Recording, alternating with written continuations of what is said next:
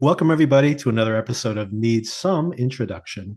In today's episode, Sona and I will be breaking down the third episode of this seemingly very popular show, Your Friends and Neighbors, on Apple TV Plus, the new John Hamm series, which is currently in production on season two, Sona. They're currently Wow. shooting season two.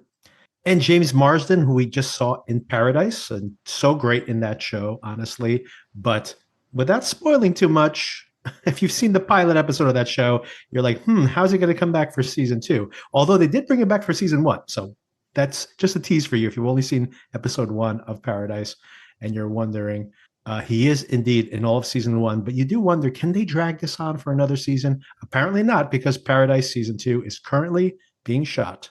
And also, Your Friends and Neighbors is being shot. And James Marsden is now a regular cast member on season two of Your Friends and Neighbors. And I assume there's going to be lots of scenes where John Hamm and James Marsden get in each other's faces going like, I'm more handsome. And they're like, no, I'm more handsome. But anyway, it was pretty funny. If anyone heard the conversation earlier this week, Darren mentioned that he watched Your Friends and Neighbors with his wife, and he said, I had no idea she was so into John Hamm. It's like I think everybody's into John Hamm in this particular show. He's his most John Hammy in this particular show.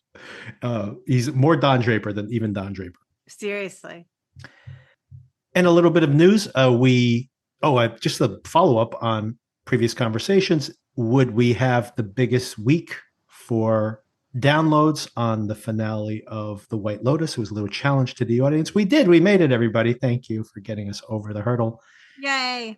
I'm not sure if it will be long term our most popular episode, but hey, let's see. It's still getting plays every day, so it's possible. Love that. Also very popular, this particular show, Your Friends and Neighbors, for our podcast as well. So hopefully we've transitioned. That audience has come with us, and I think it's a good fit. So far, I'm very much enjoying this show.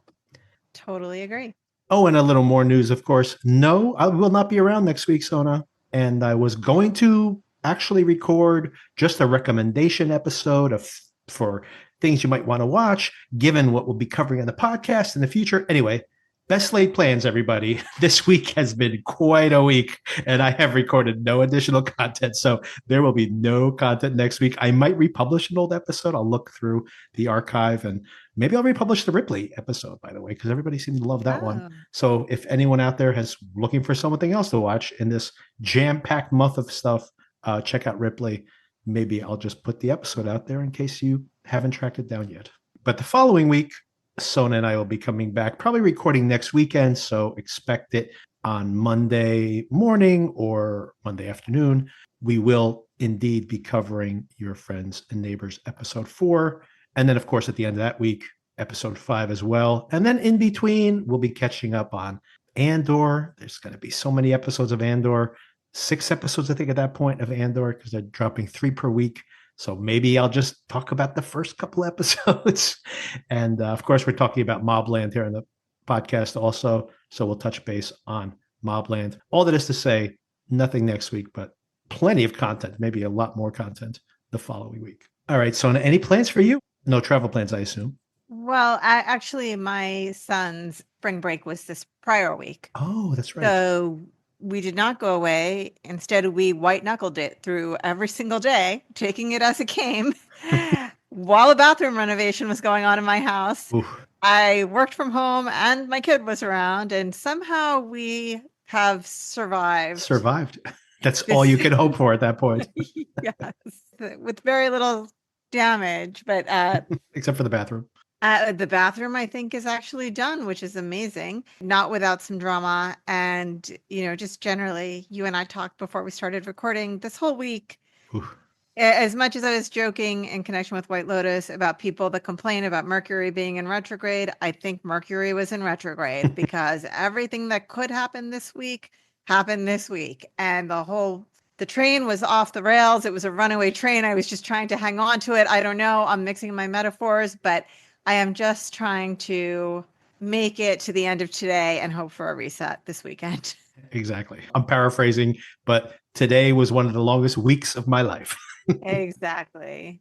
All right. On a more pleasant note, one thing I did get to do last night, despite the fact that all of this chaos that I had occurred last night, because I'm work-wise, that is, I did have time in my downtime to actually watch this episode. Watched it with my wife, no less, and she very much enjoyed it still.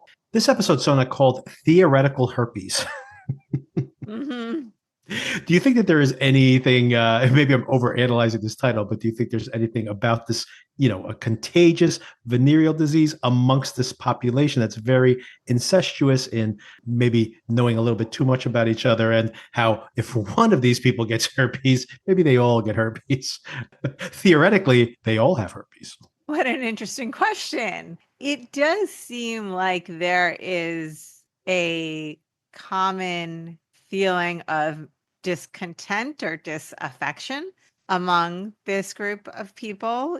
I hadn't considered that maybe that's a different level for the title, just because it seems like they're just trying to have kind of a little zinger with that title. but there might be more to it.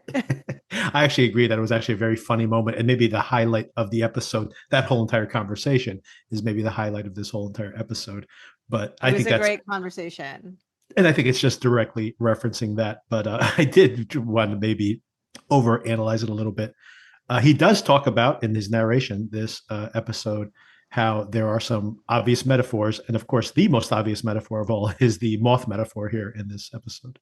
But maybe herpes is a metaphor as well. By the way, they missed an opportunity to put the sweater song in here by Weezer. Ha, ha.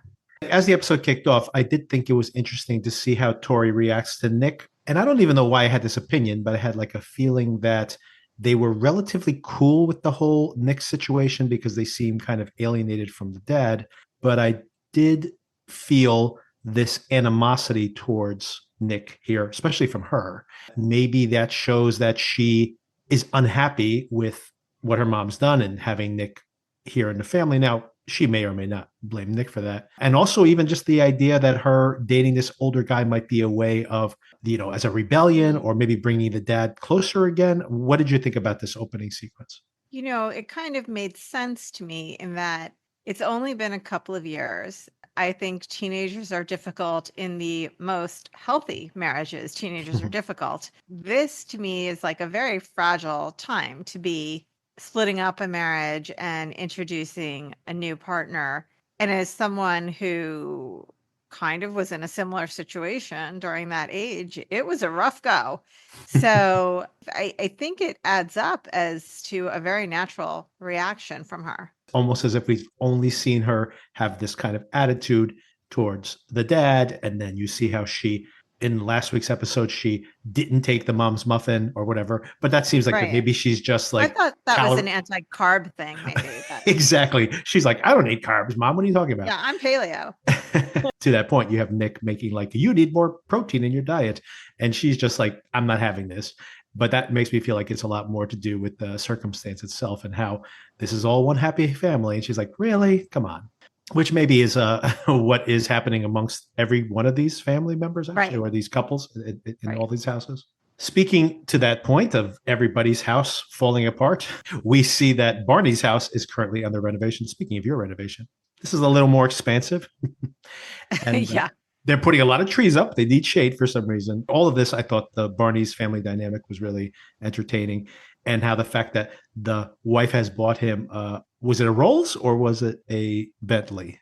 Oh, I don't remember because that wasn't the point for me. Yes. I don't know anything about cars. So I just know it was a very expensive car. Yeah, I'm not really a car guy either, but it is a beautiful car. But it did make me think about two things there. One is it's very funny that the wife has bought the car as a way to get whatever she wants as far as the home improvements go. The second thing I found interesting here is this discovery that Barney is desperately trying to get. This is the onion being peeled here of these different characters in their lives. He needs Coop to start working again because Coop apparently was his biggest customer. Mm-hmm. So now, of course, this is putting a crimp in his lifestyle. And of course, his bills are climbing just as everyone else's here on the show are. Well, it's a 7-figure renovation, we find out later. So yes, it's probably a 7-figure home. They're making a 7-figure renovation to it. On top of that, using his equity to refinance the house. So those payments are just doubling. literally. I The like how mortgage you're pays. getting into the logistics of it. Probably took a home equity loan. I wonder what percentage rate he got. Well, that's what everybody does, right? Around here, everybody flips their homes and they're taking equity out of the house to, basically put it right back into the house again. And now they have to a second mortgage to pay. It's the way we live. Yep. What do you think? Is the show able to pull off this critique? And I say this as someone who really enjoys the show so far, but I'm curious to see what it's trying to do here, this balancing act, and if it's fully successful in being able to critique the shallowness of this and then like seeing this advertisement level pornographic photography of the car, of the wine, of all these amenities that everybody loves. What do you think the show is trying to say in having him talk about how midlife crises of these rich men have spawned multiple whole economies, and then I whenever love one of it. these objects are in our purview, it's like beautiful ogling of the lifestyle itself. And do you think it's pulling it off? What occurred to me while I was watching this is I was wondering how this show would play outside of major metropolitan areas. Yes. Because to me, this was such a precise skewering of, to my knowledge, a kind of suburban New York, and Yes. particularly, I thought, Westchester, Connecticut culture that was spot on as to how these people live and their sudden interest in smoked meats, you know, Right. or whatever, the scotch and all of that, the reverence for those things because you just don't know where else to put your mental energy. I thought it was all spot on and it worked for me, but I don't know if it would work for everybody depending on their frame of reference. Yeah, I completely agree. I actually was looking at some of the reviews on some of these message boards where they aggregate reviews for the show, for all these shows. The audience reaction is very positive for the show in general, but I always curious to see what the negative reviews are. You are exactly spot on. The negative comments are saying this is a show made for New Yorkers. Other Yeah, people are saying I this get that. is rich people problems, right? And these people are I all get that. terrible, or these people are all boring, and I can completely understand that. But I think, of course, we live in this area, so we definitely know people at some level that are all on this treadmill trying to keep up with the Joneses. It's right in that terrible theme song of this show.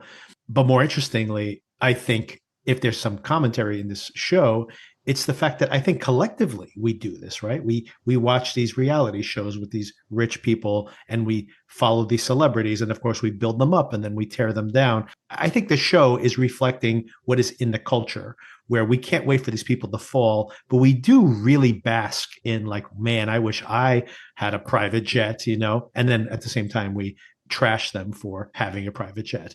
It works for me because the show is having it both ways, but I think we all want it both ways. Yeah, sure. Fair point. I mean, I think we feel like, yes, I would love to have those nice things, but I would not be insufferable to be around if I were like that. Exactly. I wouldn't be like that. I wouldn't be so shallow about Yes, it. I would I be so down to earth and relatable. Yeah. And If I that if might I have been hated everyone's intentions, but it gets away from you. exactly. If I hated to go to the club, I'm not going to spend hundreds of thousands of dollars to hang out in the club I can't stand. It's like, oh, Right. yes, you would, because I don't everybody even else like did it. scotch. Right, right. I wouldn't spend $30,000 on a toilet. Oh, yes, you would. If it massaged your butt while you're using it. To that point that Barney needs this to go smoothly, he introduces him to Rick Masiello. This is a lawyer who is going to negotiate this contract. Maybe you have a little insight into what they're describing here. He's saying you're going to lose this case, but if you wait it out, there'll be a settlement. I was a little unclear on this. Did you understand any of this? I also found it a bit hard to follow, and they threw in a technical term of summary judgment there, which was Right. bizarre to me for a show that is not designed for lawyers. But the gist of it seems to be that the case is probably ultimately a loser, but there are several points in litigation where settlements are likely to happen. And one is when you get past a motion to dismiss the complaint, which means that you have properly alleged your claims and they're sound as a matter of legal interpretation. And another is the motion for summary judgment, which there's no easy way to describe this, but there are facts in dispute such that the case has to continue on in order to resolve those disputed facts. I have evidence a sweater was red. You have evidence a sweater was blue. Our evidence is both valid and conflicting. So a jury needs to decide whether it was red or it was blue. And the lawyer is saying if you can get past that summary judgment stage, that is a likely settlement point. So it's not that you have to win the whole case, it's that you have to survive summary judgment. And after that, they will come with a settlement offer because it won't make financial sense to keep litigating. There also seemed to be something about the fact that it's their own reputation, right? Like suing somebody, and if the details of this, when it drags out, I assume would be bad for trying to attract talent if this is going to happen when they're trying to exit with what they thought was part of their contract, right? So I assume that's part of what they want this to go away. Of course, granted, what you said, like you're saying, that they need to get past that initial hurdle, and that would be expensive, and he can't necessarily pay that, but they can. So that, of course, is always going to be put them at an advantage. What did you think about the fact that he reaches out to Olivia, right? Her name. She still ties into this. I still think she's going to be a bigger part of how this goes eventually. And it's interesting that he expects her, or hopes that she will take his side and, not necessarily,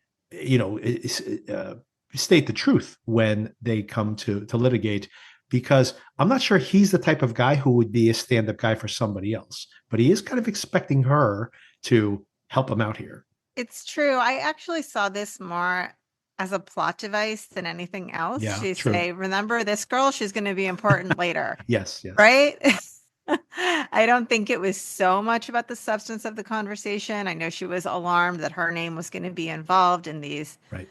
filings. I felt like she actually maybe overinflated the importance by like, my name will be in the papers or whatever it is she said. Right. But maybe it would be. So yeah, to me, this was not really so much about the substance as it is kind of keeping that plot going. Yeah, I agree that from a plot standpoint, she's going to whatever help him get in some information out of the computer in the future, and definitely they're keeping her as the inside person, reminding us that she's still there.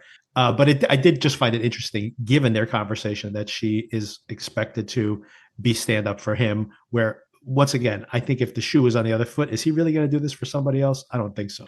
It just kind of speaks to the fact, I think, repeatedly in this character, and maybe to some of that criticism. Oftentimes there's this expectation that because someone's the protagonist, we're supposed to think they're a good person or supposed to empathize with them. I don't think he's proving himself to be a very good person or very empathetic.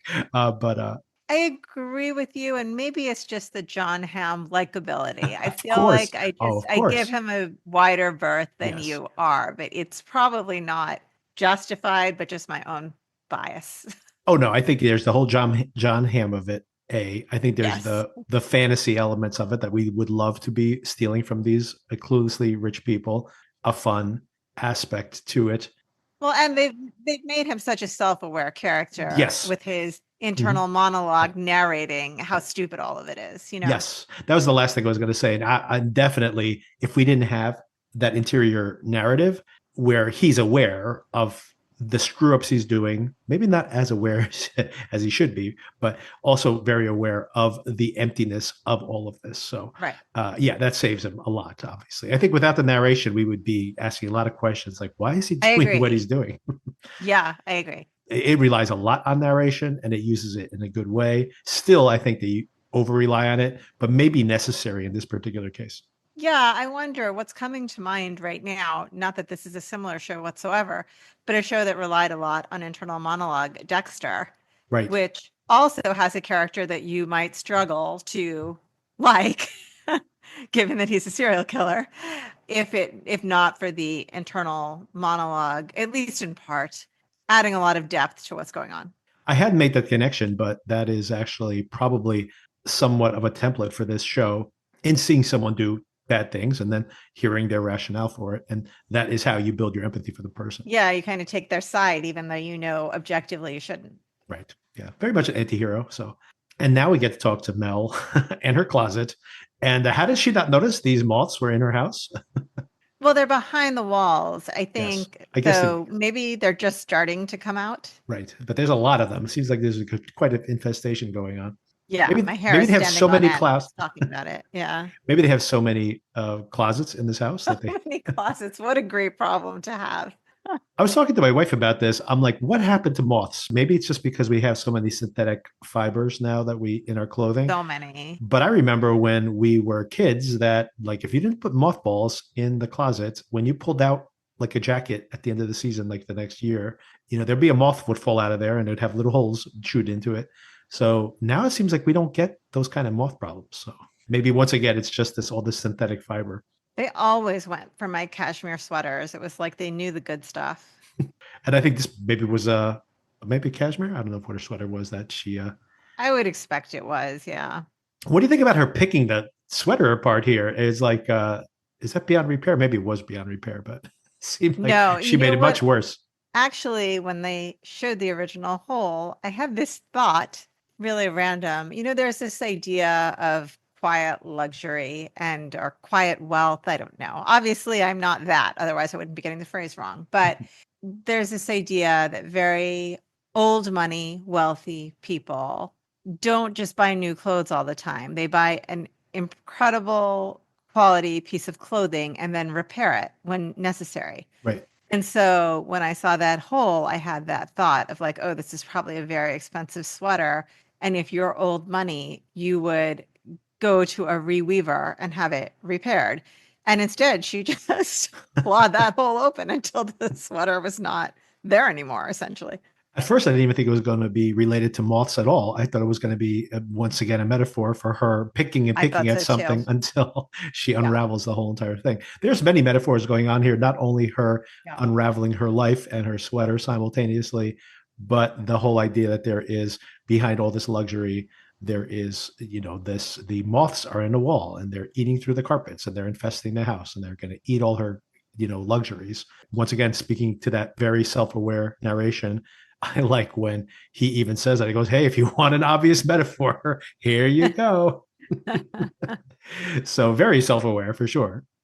This doesn't happen until very late in the episode, but I want to bring it up now. It's just the idea that we're obviously seeing that there's all this costs that are continuously piling up. He has the unpaid cost to Barney. That's his priority and what he pays. Seems interesting that is the case. And maybe we could talk about what that means when we get towards the end. But of course, also this punitiveness in him missing the coaching for the daughter and now saying we're going to get a coach. We're going to get a professional coach because you've been a little bit absentee. So it's like yet another way to use money to make him pay. I'm just getting caught up in the idea that we find out something about her. Maybe we save it for that next scene about her relationship with him and maybe his relationship with status and money maybe drove the wedge into the family, into the marriage in the first place. Mm-hmm. But they're piling up things, right? There's the repairs to the house, $9,000. It's funny how they put price tags on things here, because when you're talking about $250,000 car, and then for me, $250,000 car seems worth it if you love the car. $250,000 watch for me, especially, is like, what is that? That seems preposterous. So when someone says, "Hey, we're going to have to, make a hole in your floor and kill these moths and replace the carpeting, and it's going to cost $9,000," I'm like, $9,000 to these people should be nothing. What are they worried about? For a house that size, that doesn't seem unreasonable. But she doesn't want to pay that either. But I mean, I guess everything adds up. But still, it seems like considering the potential damage, that doesn't seem like a big repair. I agree. But of course, having a weekly, how many thousands of dollars is it to have a professional coach their daughter every week? I think it was $1,000 a week. $1,000 a week. Wow. So there's going to be thousands of dollars until she's ready to go to Princeton. Two parts of that too. Once, of course, this additional stress, money he doesn't have that's being spent, but simultaneously that this, of course, is also saying that you as the dad are no longer sufficient to be the coach. When he eventually gets back home, now this is the home he's sharing with his sister specifically, not the home that he's paying for that he does not live in anymore. Lou has turned up at his house. This was a very interesting scene. It was. This is a very intriguing to me in the show, by the way, the Lou character, because for some reason, when he first met her, I was thinking she's going to be a mentor of some kind. But now that I see her here, I do wonder if she sees there's a bigger prize here than what he sees himself. And she is going to put him over a barrel, so to speak. Do you have a feeling for which direction this relationship's going to go in? I don't know which direction it's going to go in, but I feel like whatever direction it is, she's going to make sure that she has the upper hand. She has the Right. power. And that's what she showed us here, that I can find you. I know where your family lives. Yep. I'm willing to do business with you, but it's going to be on my terms. I thought all of it was very interesting, and she's definitely not someone that he should mess with. And I think that's what she's trying to convey to him, that even though he has this outsized ego, that maybe his confidence is misplaced. I do think she wants to have the upper hand, obviously, and she is negotiating or manipulating, maybe both, but in the open, right? So she says things that make perfect sense. I had to make sure you weren't a cop. How do you know that Yeah, when you came back again? How do I know you weren't trying to set me up? Probably true. And I so she's agree. telling him something that's true. She's also saying straight up that I'm not just threatening you. I'm saying if you get caught and you get in trouble and we get into this together, remember that you do not talk about me because I know Yeah, everything about you. yeah, But she also tells him, you, Mr. Confidence Man, con man stands for confidence man. yeah, He is not a con man. He is an overly confident man, let's call yes. him. That she is warning him that just because you're good at what you used to do doesn't mean you know anything about this. And I found out everything about you just from looking at your license plate number. And you assumed going in there that the people you'd be dealing with, that you'd be smarter than all of them. But you might be smart in some ways in your arena, but you're not smart here. And I think that she's absolutely right. Spot And on. not only is she spot on about that, she also, basically reads him perfectly, saying, you're broke. You are stealing stuff from your friends' houses and pawning them and driving a $200,000 car Mhm. because appearances to you are more important than anything else, which I do think is one of those interesting things. In his narration, he goes, can you believe this, what these people fall for? And he is the biggest, example of somebody who is potentially putting themselves in incredible amounts of risk beyond financially in this particular case.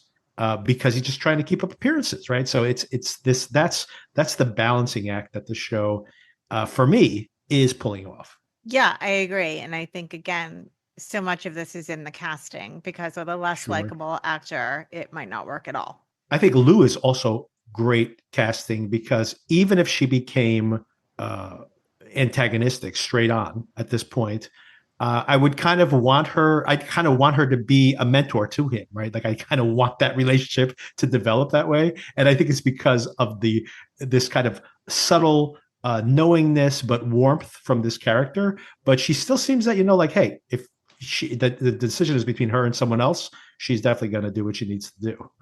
And this culminates in this night of partying where we have Nick has invited all the men to his place. He's throwing a big bash. Apparently, this happens pretty regularly. The women, most of them, not all of them, some of them are at this party, but a large group of them are going to some self defense class at Sam's house, right? Is that Sam's house? It wasn't clear to me whose house it was. Actually, it's not Sam's house, right? Because she's arriving there because he thinks that she might True. be coming that night. And of course, he thought he had plans with his kids. His kids have their own plans. Son's going to drum at a party. The daughter has plans with the boyfriend. And Sam has her own plans, of course, going to this fighting, this self defense class with the other wives or ex wives, I guess, in some of the cases. So this leaves Andrew to his own devices. Oh, and his sister, by the way, is not going to watch Jean Claude Van Damme movies with him either. She is heading out to perform at a club as well, which, of course, is nothing but trouble. He needs to go out Yep. and get some more money. So a few things happen here. He goes to the Resnick house. He eventually sees the husband later on at Nick's party. Mm-hmm. A few interesting things here. We were talking about how unlikely it is that he just walks into people's houses. And how do they not have security systems? We hear when the wife comes in that she sets the alarm when she walks in. He is getting into these houses. How? I guess he went through the window. That's, they're acknowledging the fact that there are. I hadn't picked up on that. What a good point. Yeah, when she walks in, like, listen, it has like the alarm. It says that the alarm is armed, and it makes the, it says like front door open, front door closed. Or Yeah, alarm. when he went into the house, the thing that I was remembering was our conversation from last week about Mhm. like everybody has cameras everywhere. There's no way Right. this would ever happen realistically. So I just had that thought actually, but you're making a good point. Exactly to that point that we don't see where people have cameras if they do, but now we have an acknowledgement that they probably all have these alarm systems. And don't get me wrong, you run out to drop the kids off, you left the doors unlocked, and I could kind of buy this, but they need to sell this to me a little bit more. Like when he walks into the house and it's like, hello, hello, you can imagine he's like, hey, I was just visiting. He's a neighbor. He's friends, right? He could just be showing up. It would be weird that he came in through a side door, but it still is plausible. If this keeps happening, it starts to become like, hold on a second. And haven't they noticed you skulking around trying to get indoors on multiple people's ring cameras? So I do think that it is showing that this is all becoming maybe non-tenable. So to the show's credit, that they're acknowledging this a little bit. And in a few ways, right? We see the cops have been called in because this guy did notice his watch disappeared. And of course, we have this someone showing up in the house and he has to sneak out the window. And it's just the overall recklessness of it. And I'll leave the final scene to the very end of this discussion. But I think that exemplifies just how careless and reckless he's becoming in Yeah, this well, becoming, he's only been doing this for like 3 days. for a week or two. But Yeah. but even with the original watch, I get it that these are not everyday watches and it might be a while before somebody notices.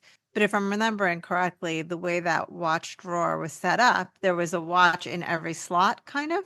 So Right. it would be very obvious that one was missing. I mean, you might not remember which watch you put where and blah blah, but you would remember I filled this drawer, every slot had a watch in it. And when you finally got around to opening up that drawer, which apparently is only a couple of days later, you would notice that that was missing. Given all the things that little things I bump up against on the show, and there's been relatively few of them. The one, obviously, the egregious one is that where is the security in this town? Although at least now the cops have shown up, so maybe now the people will be more on alert. So we'll see how that plays into the plot here. I do have a big question here about terrible decisions. He decides to take the bottle of wine, a $30,000 bottle of wine. So probably something he can pawn. He could resell that. No one's got papers on the wine bottle. So I think he makes a pretty stupid decision in what he does with that bottle over the course of this Yeah. episode. More importantly, he sneaks out the window, spanning the two gates, trying to get away with the Yeah. bottle in his hand. And he answers the phone. Well, this is not the I time. know. I At know. least clear the gate before you answer the phone. What are you talking about? But then also it seemed like a false dangerousness. It didn't look all that Yes. risky, Yeah. right? Yeah. He's not. Yeah. He's not going to die. Yeah. It's just silly that he just Awkward. wouldn't. Awkward. Yeah. Yeah. I mean, and also the fact that it's like he can hop off the fence and then answer the phone. It's only delaying things by 35 seconds. Yeah. That's true. Or call him back. Call Barney back. Meanwhile, much more entertainingly, the and a really great scene was everything that happened at the ladies' party. Okay, wait. Go back though. I just want to note because we didn't Oh, spell of it out. course, yes, When he was stealing the wine, he finds that the woman who lives there, who's a high-powered attorney, is sleeping yes, with her daughter's boyfriend. right, Ye- yes. Yikes.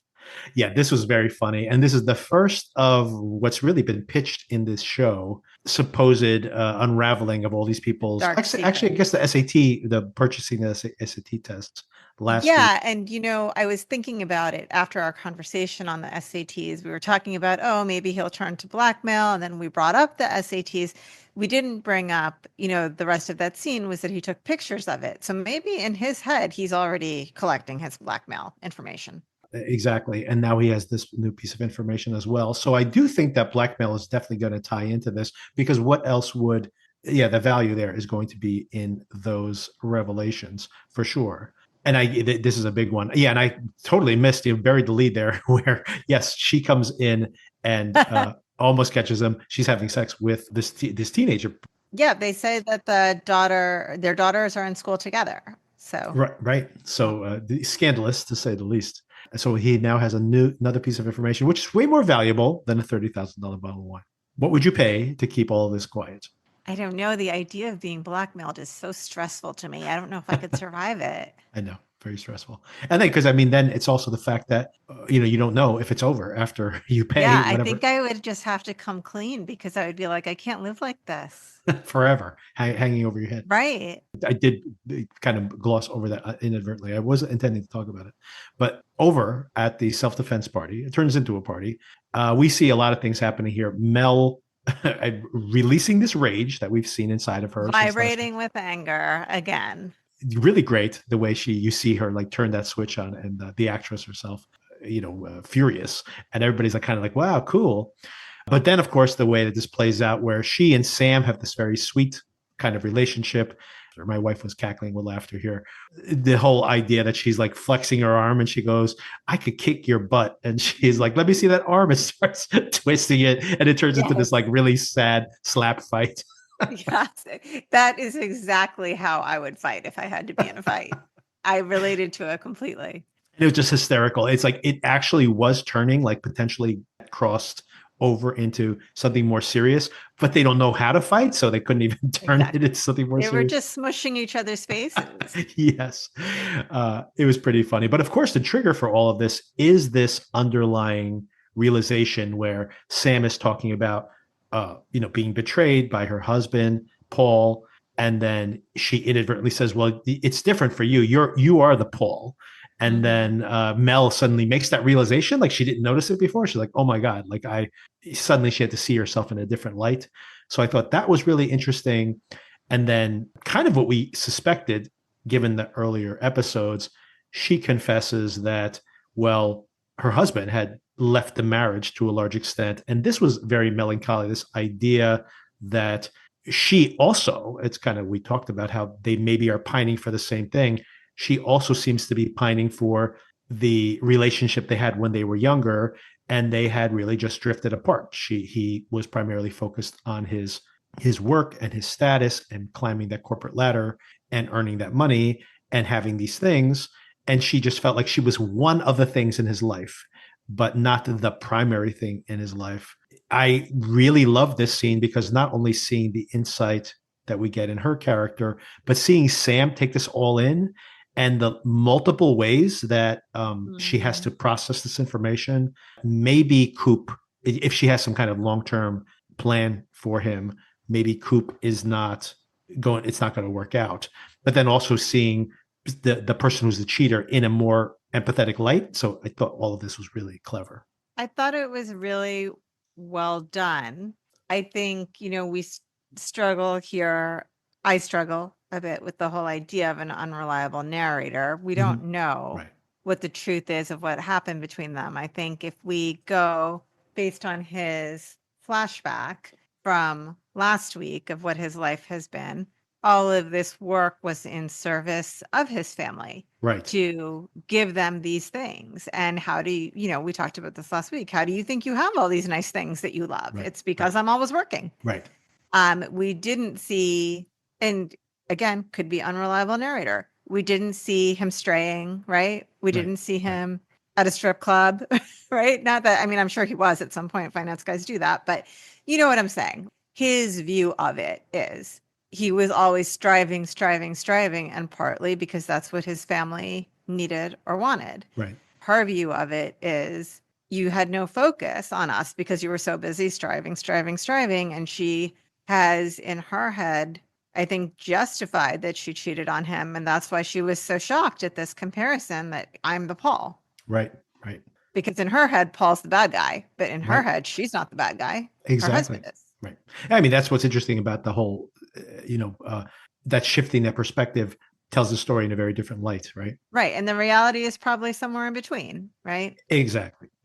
Although Paul, when we get to see him, seems to be a real piece of garbage. Oh, yeah, absolutely. I don't think it's really comparable. Yeah. Right. She even says, Sam, that, she was at one point this thing that he adored. And of course, there'd been other women before him, before her and everything else. She kind of knew what she was getting into, but of course it hurts more when it happens to you, of course, always. When you see him, he has like this attitude of how dare she want these things or expect these things, and how it's going to break him financially, or at least what he's used to. And of course, Coop is there listening to all of this. And that gets really interesting as well, that dynamic, because now, of course, Paul seems to insinuate that he knows that he's sleeping with Sam. So I assume in this type of place, if he's saying that, everybody kind of knows, right? Did you think he knew? I didn't get that. Well, I mean, maybe he accuses him of it, but maybe he's just saying it like, "Oh, you want to sleep with her," or something like that. Maybe he didn't really mean it.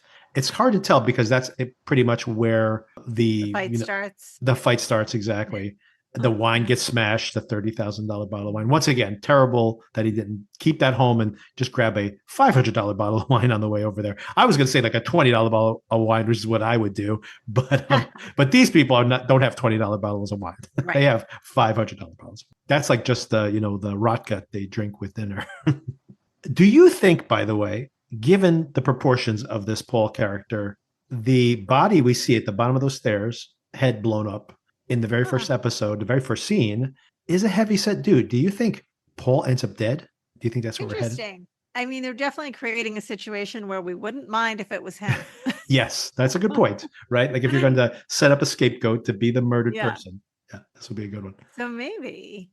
It would also be good leverage. For example, let's say Lou blackmails him if he needs her help. That it would be good blackmail because you can imagine he fell down the stairs, he committed suicide and fell down the stairs, or something inadvertent happened. It was like an accidental death of some kind, and she'll be like, "You broke into his house. Your fingerprints are everywhere. You were sleeping with his wife. This guy's got a bullet in his head. I don't think anyone's going to buy your story, buddy." So this could be additional leverage she has over Andrew as well, Coop. I love that narration where Coop is talking about the realization that these men fixated on all these different, their cars, their scotches, all their things, their wines, of course. All these people who have achieved so much, but now are realizing that they're later in life, they've kind of passed their peaks, trying to spend money to make themselves feel relevant. There's whole economies, which is true, right? Of these luxury items that are spawned out purely based on these people who are all just trying to one up each other. No, this is when I had the thought about it so perfectly, skewering that kind of Westchester, Connecticut finance culture. So I think it was spot on. Coop getting very cavalier about what he's doing, very overly confident after just doing this barely a week and feeling like he's got this all figured out already. Once again, Lou has him absolutely pegged.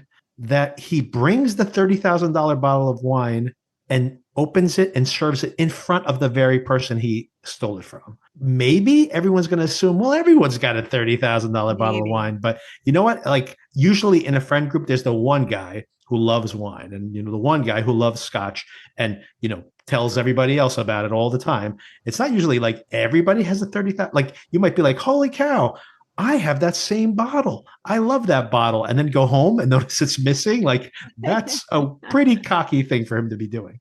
Yeah, that's an interesting point. I hadn't thought about that, but you would think that he would say, what a coincidence. Right. This is a rare bottle of wine. Even very wealthy people don't just drink $30,000 bottles of wine on a regular occasion. A $1,000 a glass wine when you go to a restaurant. It's going to be noticed, I think. And after that fight kicks off, Nick tries to divert that macho energy into some one-on-one basketball. Anybody can score on him. He's going to give them $1,000. Once again, this seems pretty small. Make it $10,000, my friend. And these guys, you got a $30,000 bottle of wine as a party favor. I think you could go more than $1,000. Maybe he really did think someone was going to score on him, so he couldn't go 10,000 each because then it's going to add up too fast. And this one guy does score, right? He's actually a former college basketball player, but he breaks his ankle in the process. Okay, so first of all, did this give you flashbacks to Fire Island? Is my first question. When I smashed my leg, it seemed pretty unrealistic that it would break that way. This guy might have some bone density issues. The bone popping out of the skin and everything. I'm like, man, this is a pretty serious break. Maybe he just hasn't played basketball in a really long time. It seems like he just twisted his ankle really badly. And you understand that he got taken down. It wasn't just an accident. He pushed him, but I mean, that still is pretty severe break. But I mean, it's a good point you make, right? Like this guy's a professional basketball player who's probably just a few years out of playing in the NBA. So these guys are significantly weaker and untrained compared to I him. don't think he was trying to cause what happened, but I Oh, do think he absolutely was not. trying to hurt him.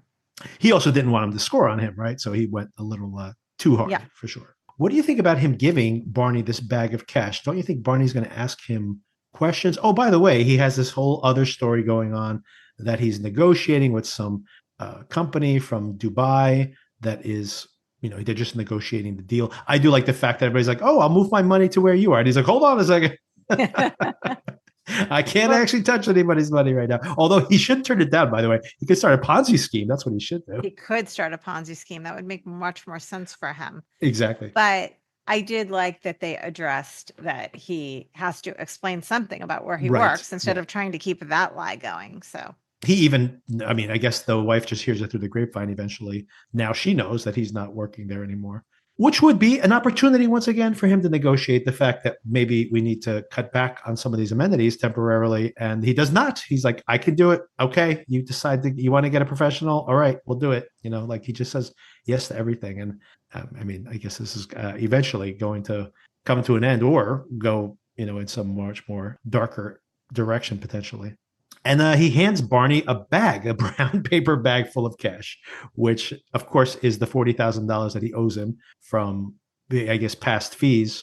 But it is interesting that you would think that Barney would hang in there until he found work again, for example, since he knows everything that's going on with his finances.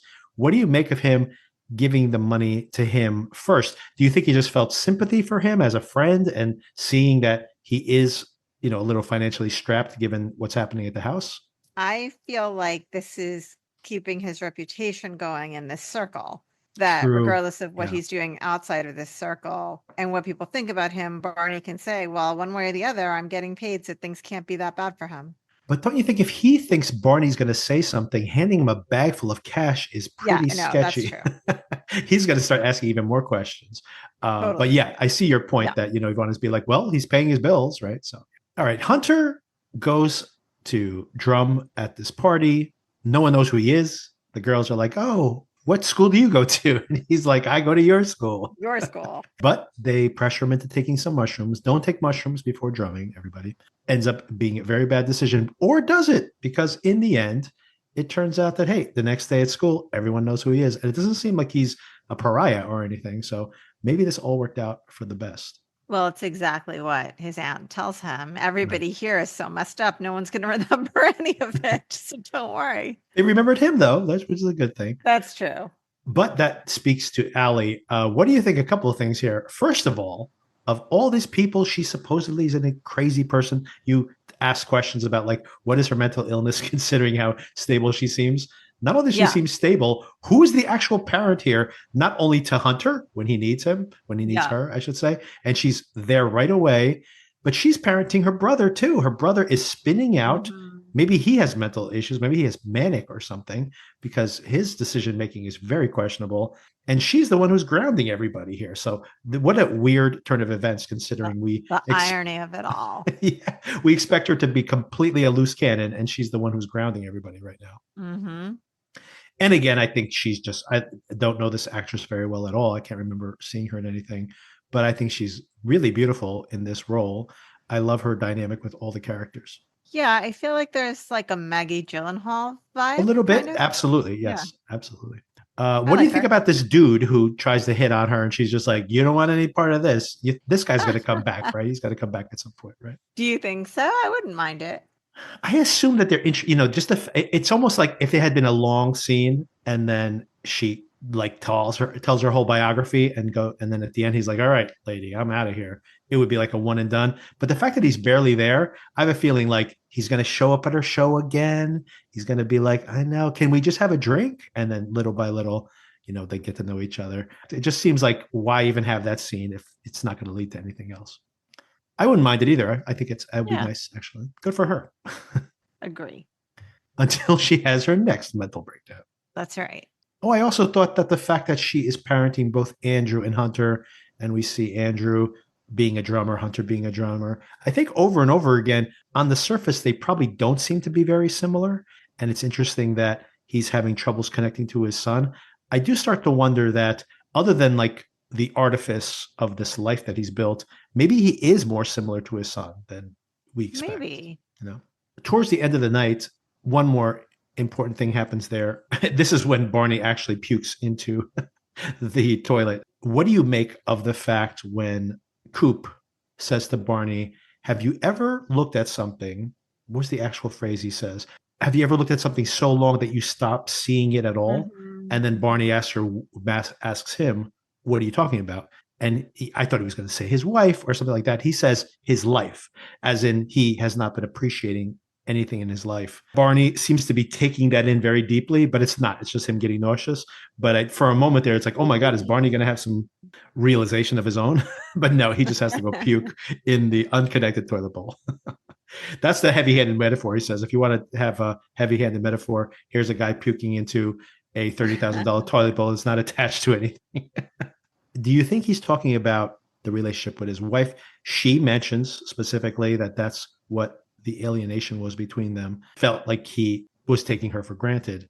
He's saying it goes beyond that, right? It's like all these things he's been taking for granted. Yeah, I mean, isn't that the whole idea of someone saying, stop and smell the roses, right? Right, Like you right. get so driven and so distracted by all of the things you need to check off your list, big and small, like got to drop off the kid at school, then got to go to work and get on this call. And yeah, they don't have to be these huge important things even, but all of a sudden your day has passed and it's time for bed and you feel like you've done nothing meaningful the entire day, right? Right. And then all of a sudden days become weeks, become months, become years. I mean, I think that is a very familiar feeling and it's easy to not acknowledge it because the time is passing so quickly. When do you even have time to slow down to think about that? Especially when there is this constant acceleration, right? Of like the kids are getting older, they have Yeah. more requirements. You're doing well at work, so there's more money, there's more responsibilities, there's more meetings, there's more dinners with clients, there's more, and it's more what? Like, you're Right. The supposedly momentum is building, but right. for what? Exactly. And I think that's basically what the whole show is trying to discover. And then we get to that final moment, if you, or towards the very end, we see Hunter going back to school. We have this escalation of consequences. The cops are now in pursuit. What did you think about the cops? I thought this was a very funny scene, by the way, where he's like, someone stole my watch. And the female detective is like, you Yeah. just misplaced it. And like, no, I know my watches. This was stolen, which when he says that, of course, I know my $250,000 watches. It's missing.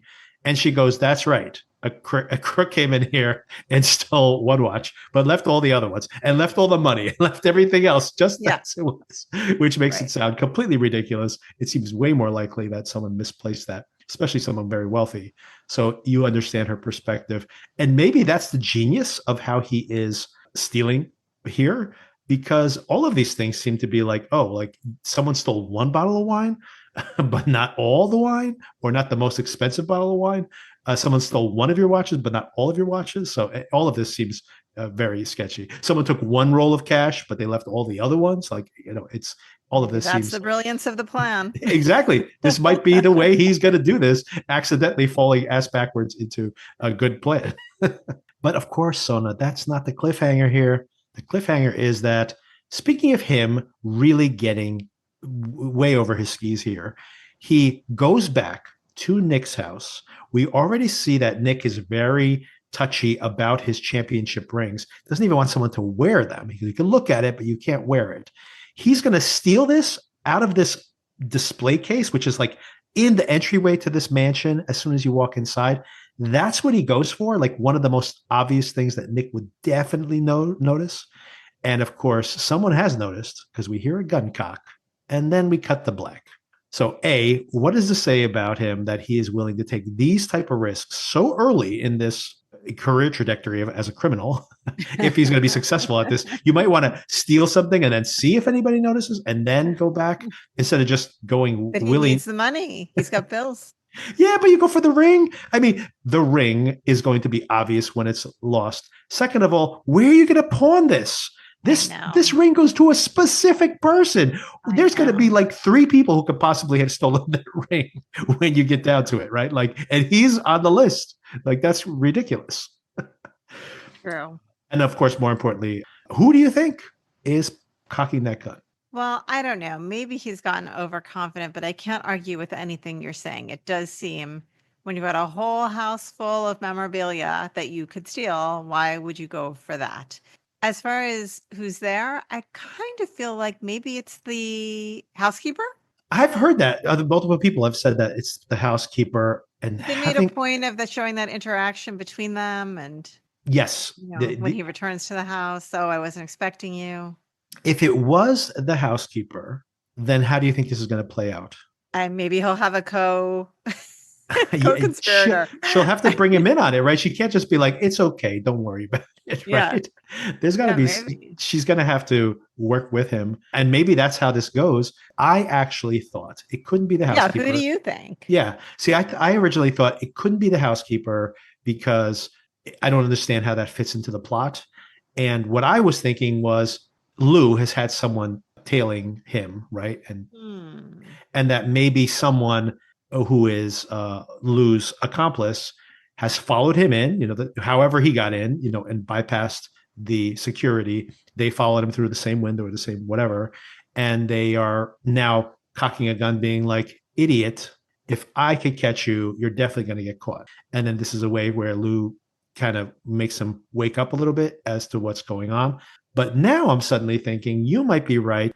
The house cleaner can get into anybody's house, right? Who Well, I had mean, I also thought she might be a live-in. true, but she may know, she might have connections in the other houses. Yes, I do think that she's a live-in. Then I do still think that she might have connections in the neighborhood or maybe even work in other people's homes as well, like just for extra. I know for us in our neighborhood, all the nannies are friends. So Right. maybe in their neighborhood, there's also a housekeeper network. Right. And then if that's the case, then that would be a way where she's like, you're being way idiotic about this. Here's what something that, is that I, from her house cleaning, here's something he would never notice that's gone. And then through this whisper network, like you mentioned, that, here's how you get in. Here's the passcode to get in because, we need to get into the houses. And then don't steal the obvious stuff, steal the obscure stuff. And it might not be worth as much, but no one's going to notice it's missing. You could take 5 things and make the same amount of money without being so ostentatious about it. I think that's interesting that it would work like in this kind of upstairs downstairs, like the old British type shows where the staff knows everybody's secrets. So maybe that is what's the direction we're going in here. So what'd you think of this episode? How do you think it ranks compared to the first two? Did you still on board with the show? Excited about the cliffhanger? I enjoyed it. I'm excited about the show. I feel like it was a bit of a setup episode to get things moving forward from here on. So I felt like it was a little bit slower paced and a little bit just more laying the groundwork than the prior 2 episodes were. But that being said, I still enjoyed it and I'm still looking forward to watching more. Yeah, I've really enjoyed this show, probably more than I expected up until this point, and I like this a lot as well. I like the hangout elements of it. I like seeing him hang out with his sister and seeing these different aspects where it's not, maybe people are disappointed because they're thinking, oh, I thought he was going to be pulling off a heist every single week, which is kind of how they advertised it. But I actually like the character stuff. And honestly, if he was going to become like some grand thief minute 1, that would be really unconvincing as well. So seeing him become better at this and the story evolving more naturally, for me, I like that better. Yeah, if it never evolves beyond that, if he never really starts pulling off these robberies or blackmails or whatever, assuming these escalating crimes, if that doesn't happen at all, or if it only starts happening towards the very, very end of the season, I'd be disappointed. But this early on, I like the fact that I just like hanging out with these characters. Like I said before, I loved seeing the women fighting with each other. That was like so hilarious. And it's so interesting to see them make these revelations about themselves. Those type of things work for me really well. Yeah, there's a lot to like about it, I think, even if the plot is not bulletproof. Yes. Yeah. I still have a huge, I mean, I guess you just have to accept the fact yes, that, just suspend disbelief. yes, people just, whatever. They're running out the door to take their kids to tennis practice and the alarm does not set itself. And they just keep forgetting to turn it on, which happens, but it still seems very convenient that no one has seen him wandering through their backyards. Yes, agree. I have to tell you, all we would need to do would see like, see him in his friend's house during the party, seeing the camera. The first house, by the way, he steals from, he's inside the house, he's there for the party. And if he just saw like the place where he can see the Ring cameras on display on like a computer screen in their office or something as a screensaver, the side approach is blind, right? Yeah. And anything like that, right? Just it doesn't take a lot to plug this hole, to be honest with you. So anyway, we just trust the fact that he could just come and go as he pleases. All right, Sona, enjoy the weekend. It's going to be a beautiful day tomorrow. Very spring/summer like. So I'm looking forward to getting out there and enjoying it. Yeah, enjoy the weather. Don't work over the Safe weekend. travels to you. I hope you have a Yes. great vacation. And Can't I wait to hear will, all about it. yeah, tell you all about it when we meet again in about a little over a week. Sounds good. All right. And make sure to watch the next episode. I wouldn't miss it. All right. Thanks again for the conversation. Talk to you later. Bye. Bye.